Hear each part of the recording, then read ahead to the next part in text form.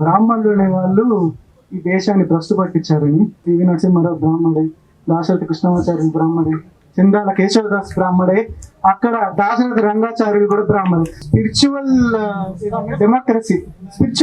Democracy కావాలి. బ్రాహ్మణుడు అనేవాడు వీళ్ళందరినీ తొక్కేస్తున్నాడు, వీళ్ళందరూ కట్టుబాట్లు పెట్టాడు, వీడు అది ఆ సిద్ధాంతం విష్టాద్వైతం ద్వైతం అది ఇది అన్ని తీసుకొచ్చేసి పెట్టాడు, అగ్రికల్చర్ ఎప్పటి నుంచో ఉంది అని చెప్పేసి ఇదంతా చెప్తారు కదా మీరు.